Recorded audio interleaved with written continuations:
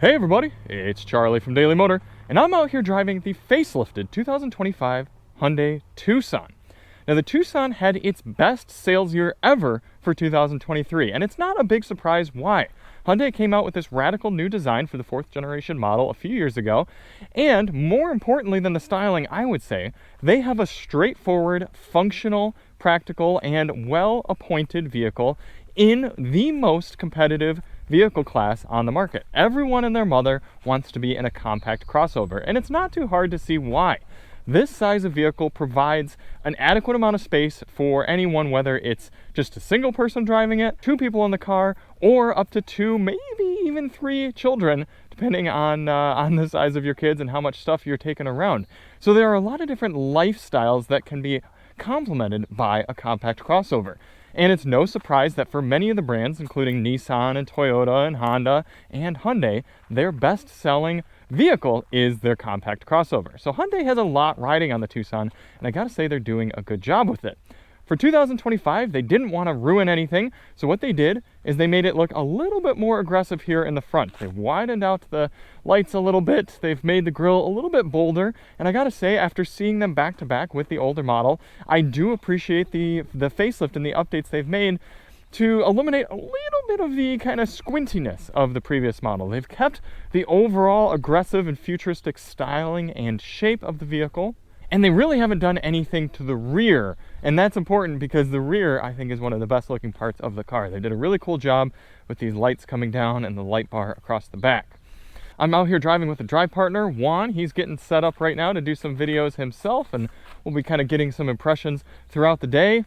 The one we're driving is the hybrid model. This one is, I believe, a limited. I'll put the price down here below with what we're working with, but we're going to have to talk a little bit about the differences between the hybrid and the normal 2.5 liter gas model at the end of the video, because the hybrid is fantastic and it gets better fuel economy, it's smoother, it's a more well-rounded experience for the Tucson. However, it's quite a bit more expensive than the gas model, so I can't just across the board recommend it in the way that I recommend the hybrid version of the Santa Fe, for example.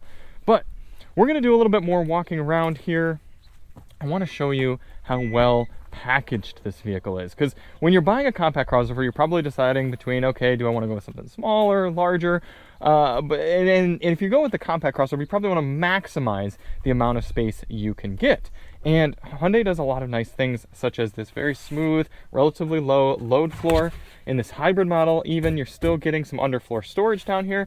Oh, here we go. Here's our window sticker. This is what we were looking for earlier today. So this is a limited. It's the all-wheel drive hybrid. And the total price TBD. So I'll still try to put that down here, but I think we're looking at somewhere just a hair above $40,000 for this one. Outside color is Titan gray, and the inside we're working with gray, green, and fuel economy all across the board, 35 mpg. Pretty good there. Now, a few other functionality sort of features I like. Look, you can totally remove this floor, I suppose, and give yourself a little bit of access there. You can lower it down so that you get a little bit more space and kind of eliminate that underfloor storage, but get a little bit more vertical room here to store things. And this is something I really like in this class. You can fold the rear seats from right here. And I think, what do we have, some backpack action going on? Let me see. No. Okay, so we're clear on this side. So what I'm going to do is I'm going to fold this seat down. And look at that. It fires down, and for some reason the headrest is up. But if we put that down, then the seat goes flat, and then you can pull it back up. And we see from the back here a very wide opening. If you're putting car seats in the back or anything like that, it's going to be very easy to get them into. And if you're a full-size adult, such as myself, very comfortable back here. This seat is set at a 5'10" person's driving position. I've got air vents, I've got USB-C ports, I've got heated seats in this limited model, a nice solid door thunk, panoramic sunroof, and a flip-down armrest so that I could be back here comfortably, and I could recline my seat back. So that's the beauty of this compact crossover segment, is that there's so much functionality baked in to this vehicle, and there's comfort for full-size adults, 4 to maybe 5 of them, in this size of vehicle that's not too difficult to drive and still decently efficient. So I'm going to power this closed. We're going to give Juan some time to do his video intro, and then we're going to get behind the wheel, talk a little bit about how this hybrid model drives, and most importantly, some of the interior facelift changes to the front of the Tucson, which I think are super impactful. Getting into the front seat, we start to see a lot of the improvements that Hyundai has made for the 2025 model. Bringing it to life, we see the redesigned steering wheel. We've got a column shifter, which frees up this center console area to give us a nice big wireless device charger, on top of some larger cup holders and a big center console storage area here. And this is important to me because a lot of vehicles we get in here in 2024 have limited space to put things. And if you go on a road trip with yourself and a significant other, and each of you's got a drink, maybe 2 drinks because you got something sweet, you got a water going, you got your phone, you've got a book, you've got some sunglasses, things really add up quickly. And the fact that we have this space, but then all of this space down here to put things, and they thought to make it grippy in this limited model, which is very useful. You still have your door pockets, you have a little bit of space right there, maybe put a wallet or some keys, and we've got a center storage area in here. It goes pretty deep, little storage spot right there. So you can see Hyundai is really thinking about, okay, how can we maximize this space? And then on top of all that, they put a ledge right here for the passenger, and Juan had his phones up there. They even put these little dividers in so the phone wasn't sliding back and forth. It was kind of wedged in. It's almost like they perfectly considered that application right there. That is really, really smart. Also in this limited model, we're seeing driver's memory seats for 2 different drivers. So say you and your significant other each share the vehicle, you can save your settings right there and then have your mirrors and your seat adjust. Now the steering column is still manual, but that's to be expected in this class. But speaking of the steering wheel, we are seeing some things I appreciate, such as a roller volume knob. I think that's really nice to have. It feels good. You can click it down to mute it. Again, really thoughtful things there that you're not seeing in a lot of the competition. The whole instrument cluster and center console area have been redesigned for 2025. We're seeing real physical buttons up here for volume, for track selection, still some touch controls for the climate control, but at least we have rollers for climate. You saw earlier I dialed the temperature down very easily, much easier than tapping or sliding on those capacitive buttons that we saw in the earlier versions of this 4th generation Tucson. We see a head-up display for the driver and these big 12.3-inch screens in front of us, giving me information in front such as speed and tachometer, and then a center infotainment screen that's giving us, importantly, wireless Apple CarPlay and Android Auto support, something that the Hyundai models were very much needing up until now, and they've been adding them since then. Taking off here. I have been really impressed so far on our drive with how Hyundai has calibrated this hybrid powertrain.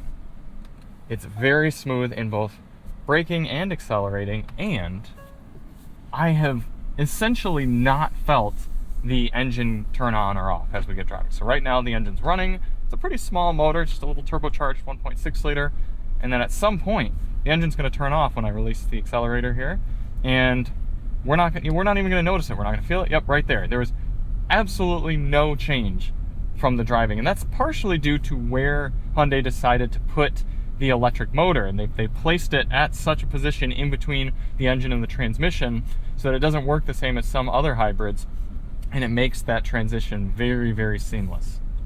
And then a little bit of acceleration, all of a sudden the engine turned on, and you cannot tell. It's really impressive.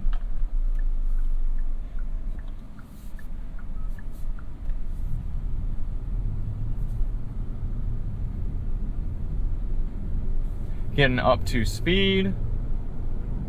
A lot of smooth power with this hybrid train. They added just a little bit more power for 2025 from the electric motor, so it's working just a little bit harder to get us up to speed. And I don't think most people are going to be driving their Tucsons sporty, but technically we do have a sport mode and some paddle shifters, so if we put our foot down, it kicks down, and it does pull confidently. I just got out of a more pedestrian version of a Nissan, and it was really working to get up some of these hills. Not the case with this hybrid powertrain in the Tucson. You're going to hear the engine a lot less than you hear just the standard 2.5 liter in the non-hybrid model.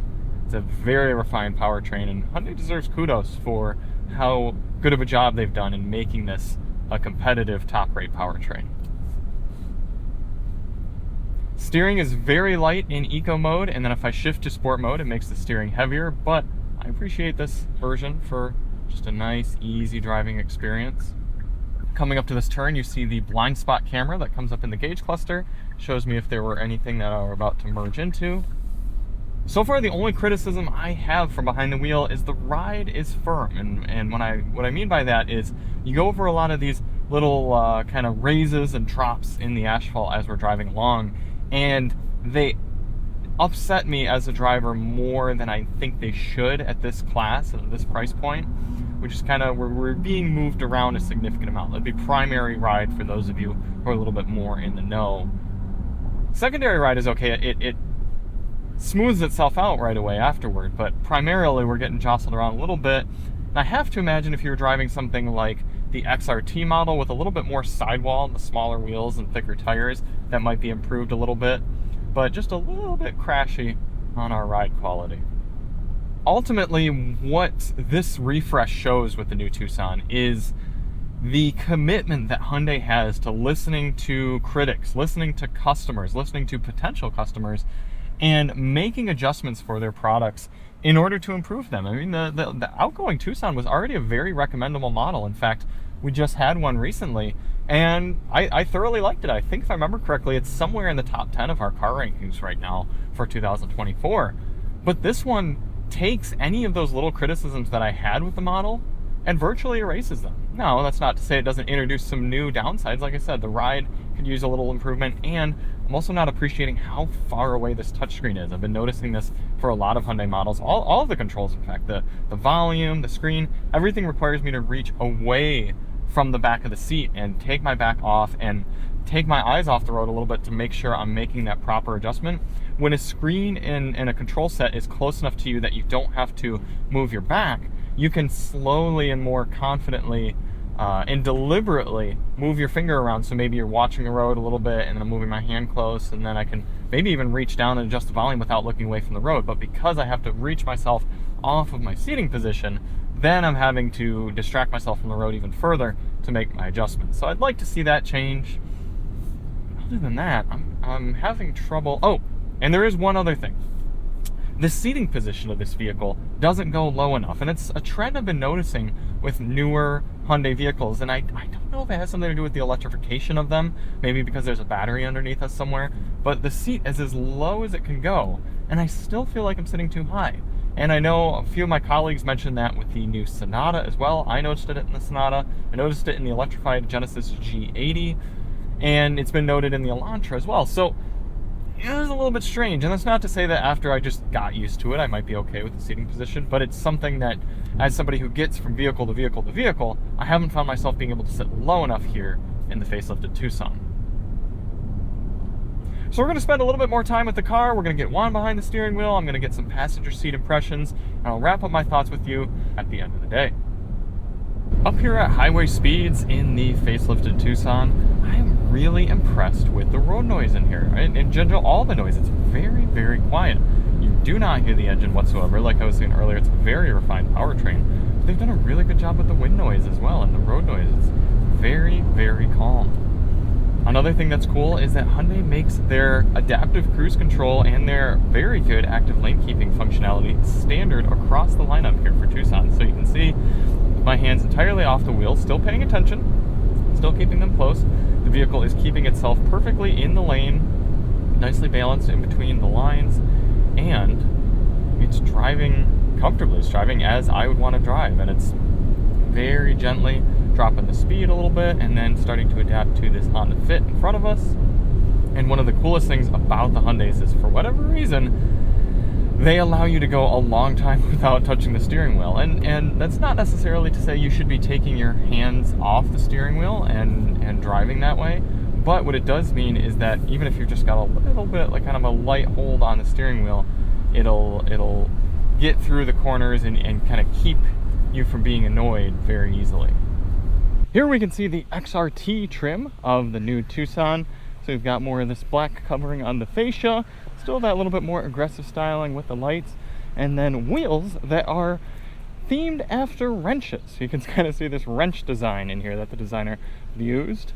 Now, unlike the new Ioniq 5 and Santa Cruz XRT models, this one just gets a standard highway all-season tire on these XRT wheels. A little bit of extra cladding, not really any other changes. A little bit more of a visual exercise for XRT Tucson, as opposed to something like, if we walk over here and take a look at the Santa Cruz, we actually get a pretty burly tire option on this one. We're looking at Continental terrain contacts on here, so more of a hardcore all-terrain tire, a little bit of lift on some of the other XRT models. So I do think Hyundai's making a little bit of work for themselves to sort of differentiate how XRT is used on various models. But you can see on the inside of the XRT model, a little bit of a different setup for the center console area. You get more of a standard shifter right there, taking up a little bit extra space, and therefore the wireless device charger has to stay down in the middle. And you have a little bit of this older console design. Now, I don't know how I feel about that. I understand why they went with more of the traditional shifter for the more rugged version of the car, but I think it would have been simpler for everybody to just make people switch to the column shifter. Out here getting to do a little bit of soft off-roading with the Tucson XRT, and the most important takeaway is that you can go and do 2-tracks and basic trails and dirt roads and that sort of idea with more protection and a little bit less chance of scraping up your paint. It's not like we're dealing with hardcore all-terrain tires or any sort of advanced all-wheel drive system here or anything. This is just if your lifestyle if your lifestyle brings you off-road a little bit more regularly, then hey, you might wanna choose this one, get a little bit more of the feature set for going off-road, and most importantly, just protect your investment a little bit better. Wrapping up our day with the 2025 Hyundai Tucson. The most impressive part to me about this vehicle is how well it showcases how Hyundai responds and adapts and evolves from their feedback from customers, potential customers, reviewers, and how they improve upon their products and look backward and then forward. This vehicle is improved in a lot of ways from the Tucson that I just drove earlier this year. In a lot of ways, it's not a standout sort of car. But in this class of vehicle, that in and of itself is remarkable, because most people buying compact crossovers don't want something remarkable. They want something useful. They want something that is going to make their lives, for their day-to-day driving, them getting themselves to their work or to the school pickup line or to go out on adventures on the weekends or something. They want that vehicle to simply work and complement their lifestyle. And that is what I enjoy about the Tucson. I enjoy the ease of getting in, starting it up, throwing it into gear with the column shifter, having this nice wireless device charger that keeps my phone nicely in place. It's kept it charging this entire time, and they gave us a little status light right here to show that it is charging. I like the cup holders right here that hold big drinks, but then also these smaller normal can sizes. It's got little feet to hold them in there for going around these corners. I like now having the wireless Apple CarPlay and Android Auto. I like having this big lower area for storage. And I like that from a driving perspective, the car just works. And they thought of little things that, again, are going to very subtly improve your life with the Tucson. For example, they talked about this thing called baby mode, or pretty sure they called it baby mode. I'll put it up here on the screen. They actually used the hybrid drivetrain to try to smooth out inputs in order to make driving a little bit smoother for a baby being back there in the car. I mean, that's something that is really subtle, and most people are not even going to realize it does, but it's going to drive a little bit smoother because of that. We've got My Drive mode. It's actually buried under mine. We have Powertrain, Eco, Sport, Smart, and Baby. Okay, now we're going to drive with Baby Drive mode, and I'm going to see if I notice a difference, because already the car was pretty darn smooth taking off and coming to stops, and see if it's any different now. But how cool is that? They've got Baby Drive mode. And that's what I appreciate about Hyundai, is that they do really want so badly for their products to be better, and not just to make more money, but they want to have a more compelling product year in and year out. And so they're not only competing against the other competitors on the market, they're competing against themselves. And that's a good mindset to have for us consumers, because at the end of the day, we get better products and we win. I'm really looking forward to spending an entire week with the new Tucson. I want to drive this hybrid model. Again, looking at the pricing, it's a little bit harder to recommend the hybrid over the gas car, simply because from a percentage and an explicit standpoint, the hybrid just costs so much more than the gas version. and I prefer driving the hybrid. I think they did a fantastic job with it. It's significantly more efficient, but it's very unlikely you're going to make up that extra cost difference by buying the hybrid. Now, if we were talking about something like the Santa Fe that only costs an extra $500 for the hybrid, that's absolutely a no-brainer. Get the hybrid. The Tucson, well, a little bit harder to justify it. And then when you get into the plug-in hybrid, even more so. As much as I like the plug-in hybrid, I can't recommend it because it costs $7,000 more than the standard hybrid. So you're just never going to see that money back unless there's some sort of government incentive there. All right, we're coming up to a stop now with baby mode.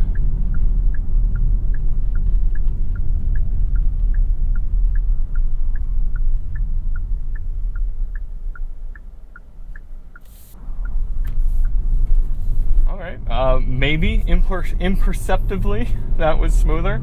I don't know. I have to imagine there's some sort of logic there. And after I spend a full week with the Tucson, I'll weigh in. Is that ride really rougher around our normal drive roads than some of the competition? And is the screen being so far away annoying for day-to-day usage? But upon initial impression, they continue to make a good car even better. So thank you all so much for watching. If you do want to see more on the Tucson, check the link below. We've got videos from the pre-facelift model, and I'll be shooting more once we get the car back at DMHQ. And we'll see you on the next one. I'm Charlie from Daily Motor, and as always, drive on.